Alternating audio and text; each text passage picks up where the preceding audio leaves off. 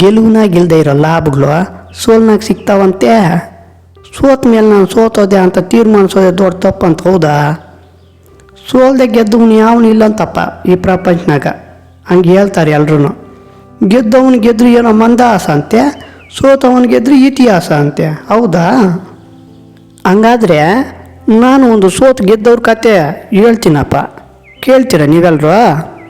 ಕೇಳ್ಬಿಟ್ಟು ಹಂಗೆ ನನ್ನ ಚಾನಲ್ ಸಬ್ಸ್ಕ್ರೈಬ್ ಮಾಡ್ಕೊಳ್ಬೇಕಪ್ಪ. ಇಲ್ಲಾಂದರೆ ನಾವು ವಿಡಿಯೋ ಮಾಡೋದು ವೇಸ್ಟ್ ಆಗ್ತದಲ್ಲ, ಅದಕ್ಕೆ ಕೇಳ್ತಾಯಿದ್ದೀನಿ.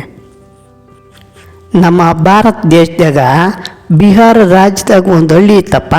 ಆ ಹಳ್ಳಿ ಹೆಸರು ಏನದು? ಗಯಾ ಅಂತ ನೆನಪಿಗೆ ಬಂತು. ಗಯಾ ಅನ್ನೋ ಹಳ್ಳಿನಾಗ 1934 ಈ ವ್ಯಕ್ತಿ ಜನಿಸ್ತಾನಪ್ಪ. ಇವ್ರ ಹೆಸರು ಏನು ಗೊತ್ತೇನಪ್ಪ? ದಶರಥ್ ಮಾಂಜಿ ಅಂತಪ್ಪ. ಇವ್ರಿಗಿನ್ನೂ ಒಂದು ಹೆಸರಿದೆಪ್ಪ. ಅದೇನಂದರೆ ದಿ ಮೌಂಟೇನ್ ಮ್ಯಾನ್ ಅಂತ, ಬೆಟ್ಟದ ಮನುಷ್ಯ ಅಂತ ಹೆಸರು ಆಯ್ತಪ್ಪ ಈ ಅಪ್ಪನಿಗೆ. ಈ ಅಪ್ಪನ್ಕ ಯಾಕೆ ಆ ರೀತಿ ಹೆಸರು ಬಂತು ಅನ್ನೋ ಕಥೆನ ನಾನು ನಿಮ್ಗೆ ಇವತ್ತು ಹೇಳ್ತೀನಪ್ಪ, ಕೇಳ್ರಿ. ಎಲ್ಲಿ ಯಾರು ಕೊಡೋಣ ಈ ವಿಡಿಯೋ ನೋಡ್ತಾ ಇದ್ದರೆ ಸ್ಕಿಪ್ ಮಾಡಿದ್ರೆ ನೋಡ್ರಪ್ಪ.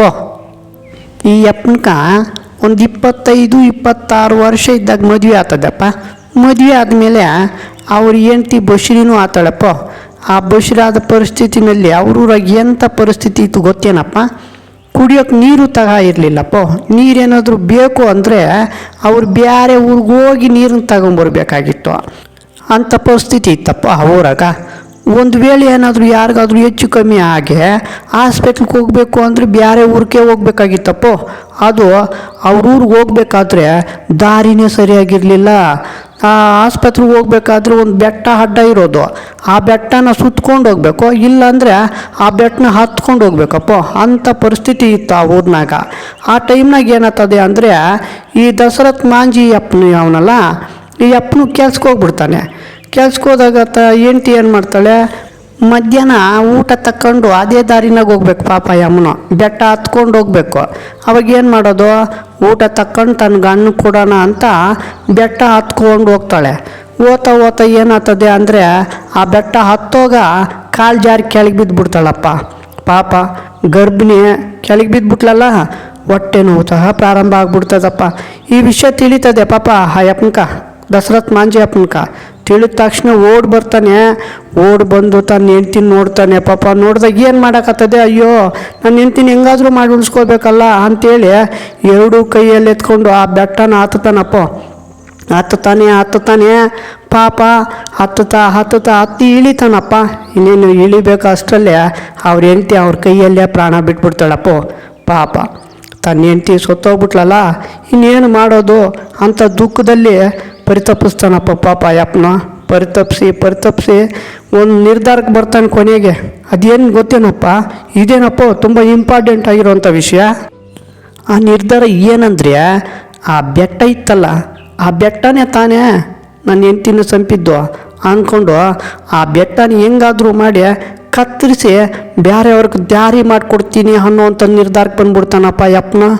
ಆ ನಿರ್ಧಾರಕ್ಕೆ ಬಂದಾದಮೇಲೆ ಮನೆಗೆ ಬಂದು ಒಂದು ಸುತ್ತಿಗೆ ಮತ್ತು ಒಂದು ಹುಳಿ ಎತ್ಕೊಂಡು ಹೋಗಿ ಬೆಟ್ಟನ ಹೊಡಿತಾನಪ್ಪ.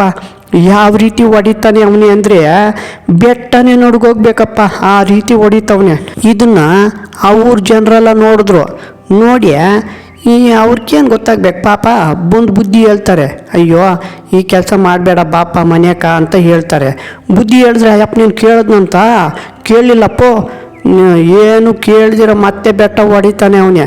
ಹಂಗೆ ಹೊಡಿತಾವನೆ. ಹಿಂಗೆ ಇದನ್ನ ನೋಡಿದ್ರಲ್ಲ ಸುತ್ತಮುತ್ತ ಇರೋ ಜನರಲ್ಲ, ಇವನಿಗೆಲ್ಲ ಹುಚ್ಚು ಹಿಡಿದ್ಬಿಟ್ಟದೆ, ಹುಚ್ಚು ನನ್ನ ಮಗನ ಇವನು ಅಂದ್ಕೊಂಡು ಅವನಿಗೆ ಬುದ್ಧಿ ಹೇಳೋದು ಸಹ ನಿಲ್ಲಿಸ್ಬಿಡ್ತಾರಪ್ಪ. ಆಮೇಲೆ ಏನಾಗ್ತದೆ ಅಂದರೆ ಆ ಅಪ್ಪನು ಆ ಬೆಟ್ಟದ ಹತ್ರನೇ ಗುಡ್ಸ್ಲಾಕೋಗ್ಬಿಡ್ತಾನಪ್ಪ. ಗುಡ್ಸ್ಲಾಕೊಂಡು ರಾತ್ರಿ ಹಗಲು ಚಳಿ ಗಾಳಿ ಅಂತ ಏನು ನೋಡಲ್ಲಪ್ಪ ಅಪ್ಪನು. ಬೆಟ್ಟ ಹೊಡೆದು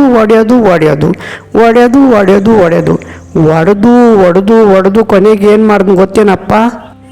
ಆ ಊರ್ಗೂ ಬೇರೆ ಊರ್ಗೂ ಹೋಗಕ್ಕೆ ದಾರಿನ ಮಾಡೇ ಬಿಡ್ತಾನಪ್ಪ. ಇದನ್ನು ಆ ಬಿಹಾರ ಸರ್ಕಾರ ನೋಡ್ತದೆ. ನೋಡಿದ ಮೇಲೆ ಓಹೋ ಇದು ಎಂಥ ಅದ್ಭುತ ಕೆಲಸ ಅಂತ ಮನ್ನಣೆನೂ ಮಾಡ್ತದೆ.